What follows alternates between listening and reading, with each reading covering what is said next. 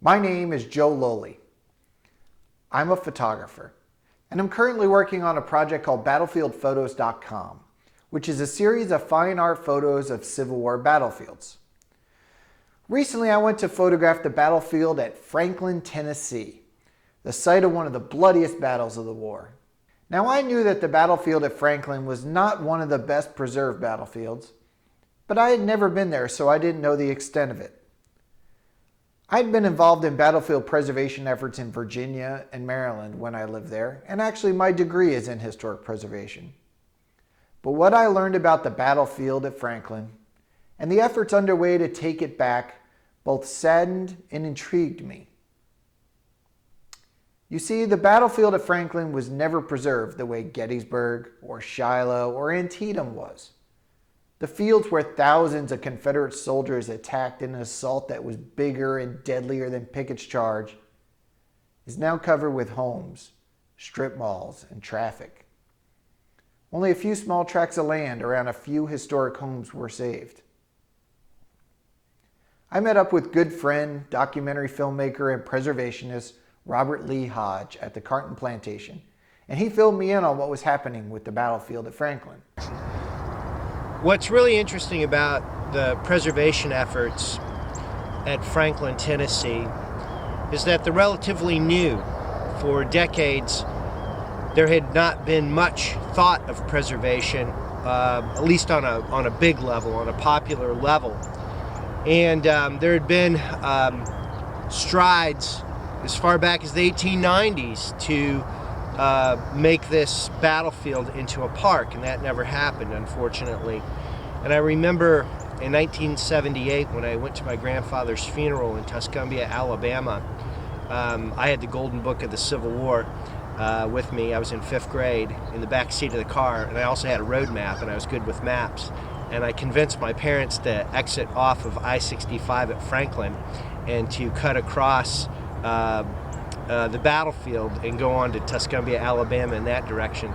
And I remember driving it, and my folks had taken me to Gettysburg, Chickamauga, Shiloh, and we're going through Franklin, and my dad asks, "Where's the battlefield?" And that was a damn good question, because I'm looking at the Golden Book of the Civil War, and it shows these great maps of the battles and so forth, and it shows you that something significant happened in Franklin, Tennessee, but there was no monumentation to it. There was no discussion of it. There was no land set aside beyond the Carter House and Carton plantation.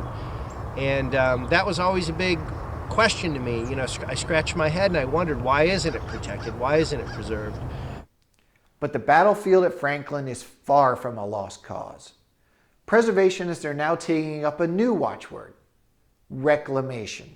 Preservation groups like Franklin's Charge are buying significant areas of the battlefield back from homeowners and developers, knocking down the buildings, pulling up the concrete, and returning them to their 1860s appearance.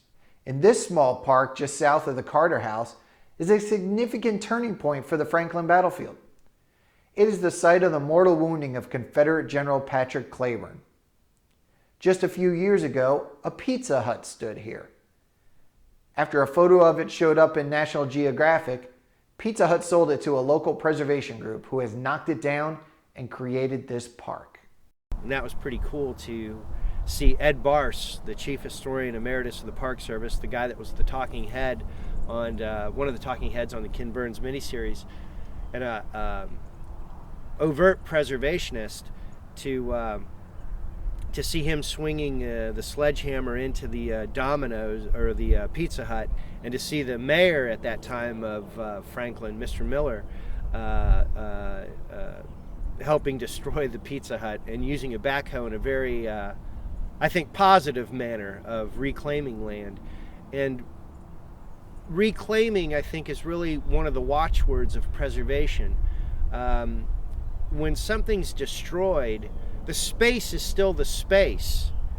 And even though the pristine character of the battlefield has been altered when development happens, what you see here at Franklin is that you can reclaim, and it gives you hope for the mistakes that we've made in our planning and zoning of areas around historic sites or naturalistic sites.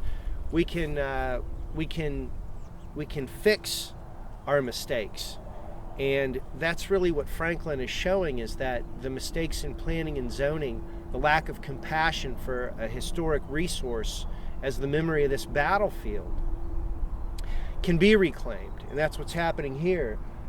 Just across from that former Pizza Hut is the next project, the site of the original cotton gin. This area yielded numerous medals of honor and countless lives during the battle. Preservationists are buying the strip malls and houses, knocking them down, and building a new version of the old cotton gin. Near the Carton Plantation is another reclamation victory. A 110-acre country club was bought and will become battlefield land again as the Eastern Flank Battlefield. This golf course is the largest, I think it's the largest reclamation of military battlefield land in the Western Hemisphere. I've never heard of reclamation of battlefield land of this acreage of 110 acres. I've never heard of anything that big. And it's a model. This reclamation idea is a model for what preservation could be in the future. It's disturbing to think that so much of the green space in my lifetime and our lifetimes will be determined whether it's green, stays green, or whether it becomes developed and adds to the sea of concrete that you see around so many of these battlefields nowadays. And so it gives you hope that even though there are mistakes that are made, that development occurs, that destruction occurs of these historic resources, the space is still a space. There's only one Franklin, Tennessee. There's only one Spotsylvania, Virginia. There's only one Gettysburg. And so what they've done at Franklin, this enormous amount of inertia of reclamation, is very impressive.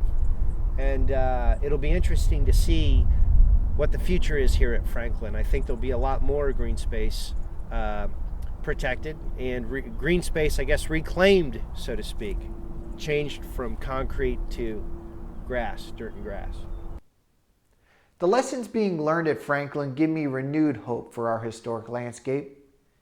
Many areas I once thought of as gone are now thought of as simply yet to be reclaimed. If you would like to learn more about preserving the Franklin battlefield, visit franklinscharge.com. For information on preserving all of our Civil War battlefields, visit the Civil War Preservation Trust at civilwar.org.